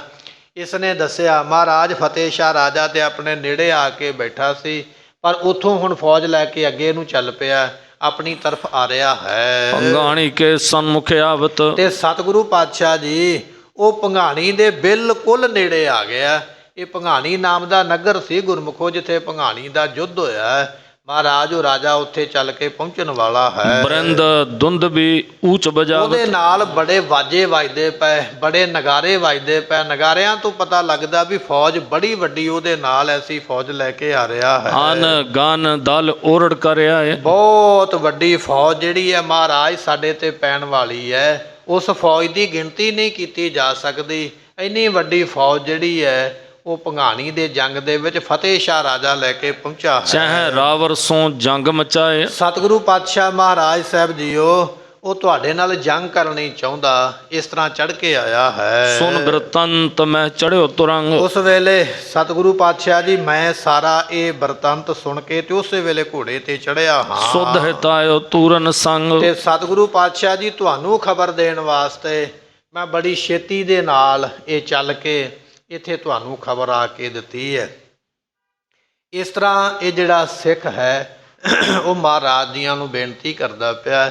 ਗੁਰਮੁਖੋ ਇਹ ਜਿਹੜੇ ਦਿਹਾੜੇ ਚੱਲਦੇ ਪਏ, ਇਹ ਅੱਜ ਦੇ ਦਿਨ ਜਿਹੜੀ ਅੱਜ ਆਪਾਂ ਨੂੰ ਸਵੇਰ ਪ੍ਰਾਪਤ ਹੋਈ ਹੈ ਔਰ ਜਿਹੜੀ ਰਾਤ ਬਤੀਤ ਹੋਈ ਹੈ, ਇਸ ਰਾਤ ਨੂੰ ਧੰਨ ਗੁਰੂ ਗੋਬਿੰਦ ਸਿੰਘ ਮਹਾਰਾਜ ਜੀਆਂ ਨੇ ਆਪਣੇ ਪਰਿਵਾਰ ਦੇ ਸਮੇਤ ਆਨੰਦਪੁਰ ਸਾਹਿਬ ਆਪਣੇ ਘਰ ਨੂੰ ਔਰ ਆਪਣੇ ਕਿਲੇ ਨੂੰ ਛੱਡਿਆ ਹੈ।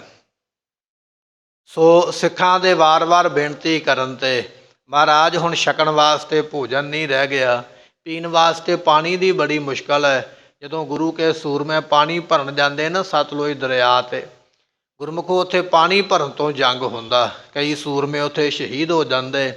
ਦੁਸ਼ਮਣ ਦੇ ਕੈਂਪ ਦੇ ਵਿੱਚ ਜਾ ਕੇ ਉੱਥੋਂ ਕੁਝ ਰਸਤਾਂ ਬਸਤਾਂ ਖੋਹ ਕੇ ਲੈ ਆਉਣੀਆਂ ਅਤੇ ਇਸੇ ਤਰ੍ਹਾਂ ਰੁੱਖਾਂ ਦੇ ਸੱਕ ਪੱਤੇ ਵਗੈਰਾ ਵੀ ਛਕੇ ਗਏ। ਮਹਾਰਾਜ ਬੜਾ ਲੰਮਾ ਸਮਾਂ ਹੋ ਗਿਆ, ਹੁਣ ਸਾਡੇ ਕੋਲੋਂ ਭੁੱਖ ਦਾ ਦੁੱਖ ਨਹੀਂ ਸਹਾਰਿਆ ਜਾਂਦਾ।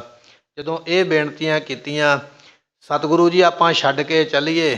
ਰਾਜੇ ਕਹਿੰਦੇ ਨੇ ਤੁਹਾਡੇ ਤੇ ਹਮਲਾ ਨਹੀਂ ਕਰਾਂਗੇ, ਬਸ ਸਾਡੀ ਇੱਕ ਦੁਨੀਆ ਵਿੱਚ ਨੱਕ ਰਹਿ ਜਾਵੇ ਕਿ ਗੁਰੂ ਗੋਬਿੰਦ ਸਿੰਘ ਨੂੰ ਅਸੀਂ ਆਨੰਦਪੁਰ ਸਾਹਿਬ ਤੋਂ ਬਾਹਰ ਤੋਰ ਦਿੱਤਾ ਹੈ। ਜੇ ਆਪ ਜੀ ਨਹੀਂ ਜਾਓਗੇ ਅਸੀਂ ਦੁਨੀਆ ਨੂੰ ਮੂੰਹ ਵਿਖਾਉਣ ਦੇ ਯੋਗ ਨਹੀਂ ਰਵਾਂਗੇ, ਆਪ ਜੀ ਚਲੇ ਜਾਓ। ਸਤਿਗੁਰੂ ਪਾਤਸ਼ਾਹ ਮਹਾਰਾਜ ਜੀ ਸਿੱਖਾਂ ਨੂੰ ਵਿਖਾਉਣ ਵਾਸਤੇ ਕਹਿਣ ਲੱਗੇ, ਕੁਝ ਖੱਚਰਾਂ ਦੇ ਉੱਪਰ ਘੋੜਿਆਂ ਦੀ ਲਿੱਦ, ਟੁੱਟੇ ਹੋਏ ਛਤਰ ਇਤਿਆਦਿਕ ਗੰਦੀਆਂ ਪੰਦੀਆਂ ਵਸਤੂਆਂ ਭਰ ਕੇ ਬੋਰਿਆਂ ਦੇ ਵਿੱਚ ਉਹ ਖੱਚਰਾਂ 'ਤੇ ਲੱਦ ਕੇ ਤੋਰੀਆਂ, ਉੱਪਰ ਸੋਹਣੇ ਸੋਹਣੇ ਕੱਪੜੇ ਪਾ ਦਿੱਤੇ। ਜਦੋਂ ਉਹ ਖੱਚਰਾਂ ਆਨੰਦਪੁਰ ਸਾਹਿਬ ਤੋਂ ਥੱਲੇ ਉਤਰੀਆਂ, ਇਹਨਾਂ ਨੇ ਉਹਨਾਂ ਦੇ ਉੱਪਰ ਹਮਲਾ ਕਰਕੇ ਉਹ ਸਾਰੀਆਂ ਖੱਚਰਾਂ ਤੋਂ ਜੋ ਸਮਾਨ ਲੱਦਿਆ ਸੀ ਖੋਹਣ ਦਾ ਯਤਨ ਕੀਤਾ, ਪਰ ਉਹਦੇ ਵਿੱਚੋਂ ਕੀ ਨਿਕਲਣਾ ਸੀ, ਲਿੱਦ ਹੀ ਨਿਕਲੀ, ਹੋਰ ਕੀ ਨਿਕਲਣਾ ਹੈ। ਇਹਨਾਂ ਦੀ ਕਰਤੂਤ ਜਿਹੜੀ ਸੀ ਜੱਗ ਜ਼ਾਹਰ ਹੋ ਗਈ। ਫਿਰ ਦੁਬਾਰਾ ਇਹਨਾਂ ਨੇ ਆਟੇ ਦੀ ਗਊ ਬਣਾ ਕੇ ਭੇਜੀ ਮਹਾਰਾਜ ਅੱਗੇ। ਸਾਡੇ ਛੋਟੇ ਵਾਲੇ ਜਿਹੜੇ ਸਿਪਾਹੀ ਸਨ ਜਾਂ ਛੋਟੇ ਵਾਲੇ ਜਿਹੜੇ ਅਫਸਰ ਸਨ, ਉਹਨਾਂ ਨੇ ਗਲਤੀ ਕਰਤੀ ਹੈ। ਹੁਣ ਅਸੀਂ ਮੁਖੀ ਇਹ ਗੱਲ ਕਹਿੰਦੇ ਪਏ ਹਾਂ ਵੀ ਅਸੀਂ ਗਾਂ ਦੀ ਸਹੁੰ ਖਾ ਕੇ ਵੀ ਹਮਲਾ ਨਹੀਂ ਹੋਵੇਗਾ। ਇੱਧਰੋਂ ਵਜ਼ੀਰ ਖਾਨ ਸਰਹੰਦ ਦਾ ਸੂਬੇਦਾਰ ਕੁਰਾਨ ਭੇਜਦਾ ਪਿਆ, ਮਹਾਰਾਜ ਕੁਰਾਨ ਦੀ ਸਹੁੰ ਲੱਗੇ ਅਸੀਂ ਤੁਹਾਡੇ 'ਤੇ ਹਮਲਾ ਨਹੀਂ ਕਰਾਂਗੇ। ਸਿੱਖਾਂ ਨੇ ਆਖਿਆ ਮਹਾਰਾਜ ਇੰਨੀ ਵਾਰੀ ਕਹਿੰਦੇ ਪਏ, ਆਪਾਂ ਨੂੰ ਛੱਡ ਦੇਣਾ ਚਾਹੀਦਾ। ਮਾਤਾ ਗੁਜਰੀ ਜੀਆਂ ਦਾ ਵੀ ਇਹੋ ਹੀ ਉਸ ਵੇਲੇ ਬਚਨ ਸੀ ਵੀ ਕਿਲਾ ਛੱਡ ਕੇ ਪਾਸੇ ਹੋ ਚੱਲੀਏ।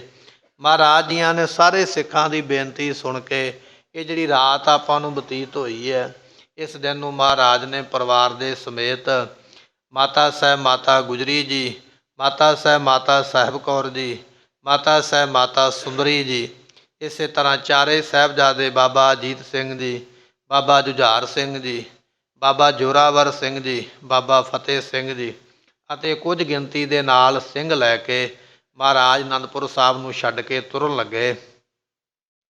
ਇੱਥੇ ਇੱਕ ਮਹੰਤ, ਇੱਕ ਸਾਧ ਰਹਿੰਦਾ ਹੈ, ਨਾਮ ਹੈ ਗੁਰਬਖਸ਼। ਮਹਾਰਾਜ ਨੇ ਕੋਲ ਬੁਲਾਇਆ, ਕਹਿਣ ਲੱਗੇ ਅਸੀਂ ਆਨੰਦਪੁਰ ਸਾਹਿਬ ਨੂੰ ਛੱਡ ਕੇ ਚੱਲੇ ਹਾਂ। ਸਾਡੇ ਪਿਤਾ ਦੇ ਸੀਸ ਦਾ ਜਿੱਥੇ ਸੰਸਕਾਰ ਹੋਇਆ ਇੱਥੇ ਤੂੰ ਸਫਾਈ ਰੱਖਣੀ ਹੈ, ਇਸ ਥੜੇ ਦੇ ਉੱਪਰ ਫੁੱਲ ਅਰਪਣ ਕਰਨੇ ਨੇ ਅਤੇ ਹਰ ਰੋਜ਼ ਇੱਥੇ ਧੂਫ ਦਿਖਾਉਣੀ ਹੈ, ਦੀਵਾ ਬੱਤੀ ਕਰਨਾ ਹੈ। ਇਹ ਸਾਰੀਆਂ ਸੇਵਾਵਾਂ ਤੇਰੇ ਜੁਮੇ ਅਸੀਂ ਲਾਈਆਂ। ਇਹ ਮਹੰਤ ਜਿਹੜਾ ਸੀ ਸਾਧੂ ਗੁਰਬਖਸ਼ ਸਿੰਘ ਕਹਿਣ ਲੱਗਾ, ਮਹਾਰਾਜ ਆਪ ਜੀ ਦੇ ਜਾਣ ਤੋਂ ਮਗਰੋਂ ਮੈਨੂੰ ਕਿੰਨੇ ਮਾਇਆ ਦੇਣੀ ਹੈ, ਮੈਂ ਪ੍ਰਬੰਧ ਦੇ ਖਰਚਾ ਕਿਵੇਂ ਕਰਾਂਗਾ। ਸਤਿਗੁਰੂ ਪਾਤਸ਼ਾਹ ਕਹਿਣ ਲੱਗੇ, ਜਦੋਂ ਤੁਸੀਂ ਅੰਮ੍ਰਿਤ ਵੇਲੇ ਇੱਥੇ ਸੇਵਾ ਕਰਿਆ ਕਰੋਗੇ, ਉਸ ਵੇਲੇ ਤੁਹਾਨੂੰ ਗੁਜ਼ਾਰੇ ਵਾਂਗ ਜਿੰਨੀ ਜ਼ਰੂਰਤ ਹੋਵੇਗੀ ਉਨੀ ਮਾਇਆ ਇਸ ਸਥਾਨ ਤੋਂ ਆਪਣੇ ਆਪ ਹੀ ਪ੍ਰਗਟ ਹੋ ਜਾਇਆ ਕਰੇਗੀ। ਉਹਦੇ ਨਾਲ ਤੁਸੀਂ ਇੱਥੋਂ ਦੇ ਖਰਚੇ ਚਲਾਉਣੇ। ਇਹ ਬਚਨ ਕਹਿ ਕੇ, ਜ਼ਿੰਮੇਵਾਰੀ ਦੇ ਕੇ, ਤੇ ਸਤਿਗੁਰੂ ਪਾਤਸ਼ਾਹ ਜੀ ਉਸ ਵੇਲੇ ਅਨੰਦਪੁਰ ਸਾਹਿਬ ਦੇ ਕਿਲ੍ਹੇ ਤੋਂ ਥੱਲੇ ਉਤਰੇ। ਅੱਜ ਦਾ ਸਾਰਾ ਦਿਨ ਜਿਹੜਾ ਆਪਾਂ ਨੂੰ ਬਤੀਤ ਹੋਇਆ ਹੈ, ਇਹ ਸਾਰਾ ਦਿਨ ਜੰਗ ਕਰਦਿਆਂ, ਦੁਸ਼ਮਣ ਦੇ ਨਾਲ ਲੜਦਿਆਂ, ਸਰਸਾ ਨਦੀ ਨੂੰ ਪਾਰ ਕਰਦਿਆਂ ਪਰਿਵਾਰ ਦਾ ਵਿਛੋੜਾ ਪੈ ਗਿਆ। ਭਾਈ ਜੈਤਾ ਜੀ ਜੋ ਰੰਗਰੇਟੇ ਗੁਰ ਕੇ ਬੇਟੇ, ਉਹਨਾਂ ਦੀ ਸ਼ਹੀਦੀ ਹੋਈ ਹੈ। ਇਸੇ ਤਰ੍ਹਾਂ ਭਾਈ ਉਦੈ ਸਿੰਘ ਵਰਗੇ ਸੂਰਮੇ ਜਿਨ੍ਹਾਂ ਨੇ ਕੇਸਰੀ ਚੰਦ ਦਾ ਸਿਰ ਵੱਢਿਆ ਸੀ, ਉਹਨਾਂ ਦੀ ਵੀ ਸ਼ਹੀਦੀ ਹੋਈ ਹੈ। ਭਾਈ ਬਚਿੱਤਰ ਸਿੰਘ ਜੀ ਬਹੁਤ ਭਾਰੀ ਫਟੜ ਹੋ ਗਏ ਅਤੇ ਭਾਈ ਮਣੀ ਸਿੰਘ ਦੇ ਨਾਲ ਮਾਤਾ ਸਾਹਿਬ ਕੌਰ ਤੇ ਮਾਤਾ ਸੁੰਦਰ ਕੌਰ ਜੀਆਂ ਨੇ ਸਰਸਾ ਨੂੰ ਪਾਰ ਕੀਤਾ। ਮਾਤਾ ਗੁਜਰੀ ਜੀਆਂ ਦੇ ਨਾਲ ਬਾਬਾ ਜੋਰਾਵਰ ਸਿੰਘ, ਬਾਬਾ ਫਤਿਹ ਸਿੰਘ ਨੇ ਪਾਰ ਕੀਤੀ ਸਰਸਾ ਨਦੀ। ਧੰਨ ਗੁਰੂ ਗੋਬਿੰਦ ਸਿੰਘ ਮਹਾਰਾਜ ਜੀਆਂ ਦੇ ਨਾਲ ਬਾਬਾ ਅਜੀਤ ਸਿੰਘ ਤੇ ਬਾਬਾ ਜੁਝਾਰ ਸਿੰਘ ਪਾਰ ਹੋਏ। ਸਾਰਾ ਪਰਿਵਾਰ ਇੱਥੇ ਮਹਾਰਾਜ ਜੀਆਂ ਦਾ 3 ਹਿੱਸਿਆਂ ਵਿੱਚ ਵੰਡਿਆ ਗਿਆ। ਇਹ ਅੱਜ ਦੇ ਦਿਨ ਦਾ ਸਾਰਾ ਸਾਕਾ ਜਿਹੜਾ ਹੈ ਉਹ ਵਾਪਰਿਆ ਹੈ। ਸੋ ਜਿਹੜੀ ਆਪਾਂ ਸਵੇਰ ਵੇਲੇ ਗੁਰਬਾਣੀ ਦੀ ਕਥਾ ਸਰਵਣ ਕਰਦੇ ਹਾਂ, ਉਹਦੇ ਵਿੱਚ ਸਾਰਾ ਇਤਿਹਾਸ ਸਵੇਰ ਵੇਲੇ ਨਾਲ ਦੀ ਨਾਲ ਇਹਨਾਂ ਸ਼ਹੀਦੀ ਦਿਹਾੜਿਆਂ ਦਾ ਸਰਵਣ ਕਰਵਾਇਆ ਜਾ ਰਿਹਾ ਹੈ। ਸੋ ਆਪ ਸੰਗਤਾਂ ਨੂੰ ਬੇਨਤੀ ਹੈ ਕਿ ਸਵੇਰ ਦੇ ਦੀਵਾਨਾਂ ਵਿੱਚ ਹਾਜ਼ਰੀ ਭਰ ਕੇ ਵਿਸਥਾਰ ਦੇ ਨਾਲ ਇਹ ਜਿਹੜਾ ਇਤਿਹਾਸ ਹੈ ਸਵੇਰ ਦੇ ਦੀਵਾਨਾਂ ਵਿੱਚ ਆਪ ਸੰਗਤਾਂ ਸਰਵਣ ਕਰਨ ਵਾਸਤੇ ਪਹੁੰਚਿਆ ਕਰੋ। ਇਸ ਵੇਲੇ ਵੈਸੇ ਹੀ ਮਹਾਰਾਜ ਦੇ ਜੀਵਨ ਦੀ ਇਤਿਹਾਸ ਦੀ ਕਥਾ ਚੱਲਦੀ ਪਈ ਹੈ, ਉਹ ਆਪਾਂ ਸਰਵਣ ਕਰਿਆ ਕਰਾਂਗੇ। ਆਪ ਸੰਗਤਾਂ ਨੇ ਇਹਨਾਂ ਸ਼ਹੀਦੀ ਦਿਹਾੜਿਆਂ ਦੇ ਅੰਦਰ ਅੰਮ੍ਰਿਤ ਵੇਲੇ ਜੋ ਕਥਾ ਹੈ 7 ਵਜੇ ਪ੍ਰਾਰੰਭ ਹੁੰਦੀ ਹੈ, ਪਹੁੰਚ ਕੇ ਸਰਵਣ ਕਰਕੇ ਲਾਹੇ ਪ੍ਰਾਪਤ ਕਰਨੇ। ਭੁੱਲਾਂ ਦੀ ਮੁਆਫੀ, ਲੇਖਾ ਕਤਹਿ ਨ ਛੁਟੀਐ, ਬਖਸ਼ਣਹਾਰ ਬਖਸ਼ ਲੈ। ਵਾਹਿਗੁਰੂ ਜੀ ਕਾ ਖਾਲਸਾ, ਵਾਹਿਗੁਰੂ ਜੀ ਕੀ